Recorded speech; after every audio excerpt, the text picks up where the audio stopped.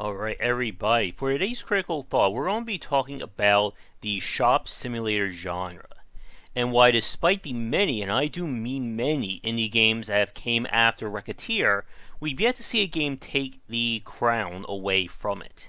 Now, Recettear is about 5 years old at this point, and kind of came out as a cult hit that nobody expected with its chocolate and peanut butter-like design. But since then, it has become the foundation for this almost subgenre of action RPG. Now, when we talk about shop simulators, and we'll get some footage in a second, the shop simulator genre is built on multi-system design, i.e. two different game systems working together to create something that is greater than the sum of its parts. And what Recettear did was combine a shop management style where you would buy and sell items, and then integrate that into a roguelike action or ARPG where you go into the dungeons to fight monsters, get more powerful, and more importantly, get more loot to take back and sell. And despite it being a very simple set of systems, it works in a way of allowing progression to flow between the two systems. But, like I said a few minutes ago, while many developers have tried this, and believe me, I have played those games, and if you're working on one, please get in touch with me, because I always like to try out a new one. But most independent developers who try to copy Recettear's formula fail to grasp the important dynamic between the two systems. So let's load up some game footage of Recettear and then one other game, and we'll talk about things a little bit more in depth there. Alright, so here's some footage of Recettear from our Dissecting Design on it. And right now we're looking at the store gameplay loop of the game. And the store allows you to have quite a little bit more depth to it than from the other games we've seen. Right now, this is the store atmosphere, which determines what kind of people will visit your store. And this is used for some of the advanced dungeons. Like, you need to get yourself to a dark level in order to get like a certain event to happen. But as we move forward here a little bit, you'll see the various items are all set up, we're all ready to go. Every item has essentially a weighted value to it, with those sparkly ones up there kind of going to be worth a little bit more. Now, the thing about Recettear is that there is a day and night cycle, or a time cycle, indicated by the UI in the upper left. So this guy wants his item as a base price of 200. So I can set it to various levels closer to whatever or however I want. You can see I'm going overboard there, which chances are he's not going to buy something at, what was that, like 2,000% markup? And the idea is that I want to try and get it to a point where they're happy with it. So as you can see right here, he's going to get us some money. We get a just combo. We get experience in the bottom left. And growing the merchant level is used to unlock new items and new features. So this guy right here is one of our adventurers. And what's very important about him is that when he goes to buy something, it will, if he buys a piece of gear that he can use, such as right here, I'm going to pause. What happens is that if I sell this to him, this will become a part of his basic outfit when he goes into a dungeon. Normally, I would have to take items that I have in reserve and give it to the guy when they go into a dungeon, but that takes up inventory space. By doing this, I am essentially raising this character's base parameters, and it helps me out, which means he can hold more stuff. So what I would generally do is, if we were playing this advanced, I would maybe even lower that price down even further, so that he would be guaranteed to buy it. Now, if you saw when they were looking at that, the little indicator showed in the bottom left, there's something called a neat pin. Basically, the idea is that the game knows that if you want to try and build your experience up, that you want to sell the items on the cheap side. But they also want you to make the price fair. And by doing that, it allows you to get more bonuses. So if we come over here, as you can see, he is looking for this. And we'll pause again, because it shows me that by giving him this item, if he decides to buy it, his base stats are going to change in the upper right. And that's a permanent change until he decides to buy another piece of armor. Now, what gear people buy is entirely RNG based. He may come in and maybe just want to buy like that little slime blue thing in the middle. Or he may want to buy a helmet. But generally, people will buy items that are that they're interested in to some extent. You're not going to see little old ladies buying swords and warriors buying like flip-flops or stuff like that, unless there's stats to them. So again, I'm trying to, this time, we're trying to get it just right so we can get this merchant level upgraded. So as you can see, we have a near pin. Near pin means we're just almost there in terms of an acceptable price for that. And sometimes people will come in and they will sell items. So I could buy them to then either use or to try and sell back to the store. So right now I'm trying to sell this extremely beautiful charm to this guy. But enough about the selling. Let's fast forward a little bit more and we'll get into a dungeon. So again, here's my character. There's the gear that he had pre-equipped. And now he's in the dungeon. Now, Recettear's combat system is not that advanced. Each character has a basic attack and a super move, as you just saw. Those little gems that are flying out are basically experience. Oop, I just got hit there. When a character dies, they lose all items they had on them, so you want to make sure to get out of the dungeon with this stuff, otherwise you kind of just lose that time. As you go up the different floors, everything is procedurally generated, so I don't know what's going to happen, but they're usually built on specific biomes. Now, every few floors there is a boss fight, with the dungeon ending with a special battle as well. Beat the dungeon will usually unlock the next tier, or will get you very rare materials and items that you can then take back and sell. So, from what you've seen so far, again, Recettear is not a complicated game. Either system is up for being exploited, such as purposely lowering the price of items so you get those near pins to get your merchant level up to get more upgrades, and of course knowing what items to take into the dungeon so you have a very easy time here. But that's the point, and what made Recettear work is that, again, it's about the sum is greater than the parts. Now, with that said, though, we're going to switch to one more game, and we'll begin to wrap things up with a talk on Moonlighter. Alright, so we moved on to Moonlighter, and the reason I brought this game up is that this is the one that I think has gotten the closest to dethroning Recettear, but it doesn't quite get there, at least not in this version of the game. Like with Recettear, Moonlighter is split between two gameplay loops, so the shop and the combat.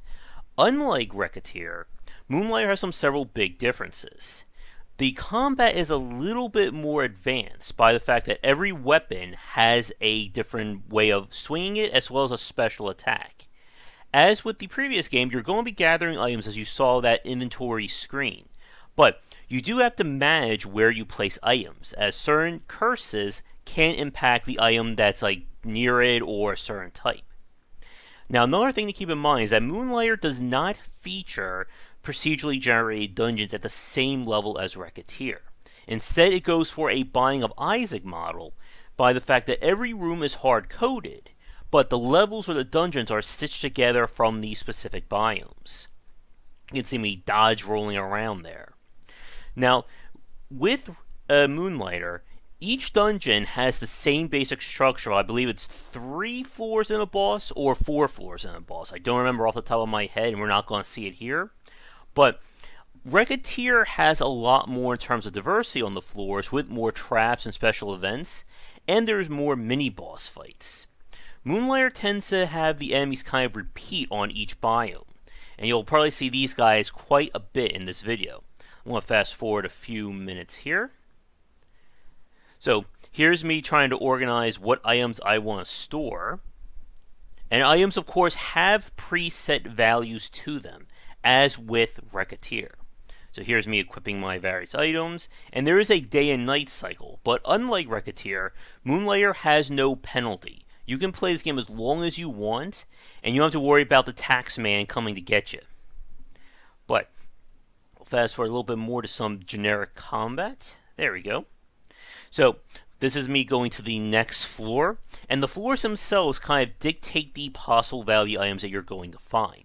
The higher up in the biome, greater chance you're going to find rarer items. Now, while all that sounds good, and like I said, Moonlighter definitely beats Recettear in terms of the basic combat, it kind of fails on the shop simulator side. And this is where a lot of the independent games I've played tend to fall on. And I'm going to fast forward a little bit here so I can talk about the shop. There we go. So, when it comes to the shop simulator portion of Moonlighter, as with other games, you're going to be placing items to be sold. However, the actual items themselves have no real impact on the clientele. I can sell an old lady a magic crystal. I could sell her a spell book, and it doesn't really matter. More importantly, as we fast forward a tiny bit until people start showing up, there we go, as it loads up the video here, the price itself determines how someone is happy about whether or not they're going to buy it. And if they're happy, they may give you a little bit of a tip. But ultimately, there's no relation to the shop level and what I do in the dungeon. Instead, the only thing that moves the game forward is by going further in the dungeon, and that is a very big problem. And again, this is an area that a lot of developers slip up on, because progression has to be evenly set between the two. Again, going back to Recettear, I sell a lot of good stuff. I improve my merchant level, which makes it easier for me to sell stuff and go into the dungeon. I go into the dungeon, thereby I'm getting better goods, which I then take back and sell for more money, raise my merchant level, and it's just this circular flow. A game like XCOM has a similar progression loop between its different systems. So right now I'm just selling various items, and again, there's just no real sim aspect here. Other independent developer or other indie games I've played sometimes focus too much on the shop side and completely downplay the combat. Such as in a game like, I think it's like Holy Potatoes or forming a weapon shop or something like that. In that game, the shop side is very advanced, with you being able to craft various gear, you can put properties to it. But the combat, there's nothing to it. I don't control or do anything on the dungeon side. And when that happens, you're kind of cutting out half the equation of a dungeon simulator game. So again, here I am just putting these various prices down. I'll fast forward a little bit more there. And there's just no relation here. So yes, this guy's really happy, but that doesn't do anything for me. And that woman who's very unhappy with that item, what I will do is lower the price a little bit, and then she'll be more than happy to buy it. There's no sense of permanence to the shop side. And like I said, the thing that Recettear did right was integrate both systems together. And that is the missing link that a lot of independent developers mess up on. Now I'm sure somebody was probably going to comment about Stardew Valley. And while Stardew Valley both has a farm side, which you can sell items, and the combat, it's not really a shop simulator, as there's no real decision making or kind of growth in terms of selling items. I put something in the bin, it gets sold. Nothing else happens there.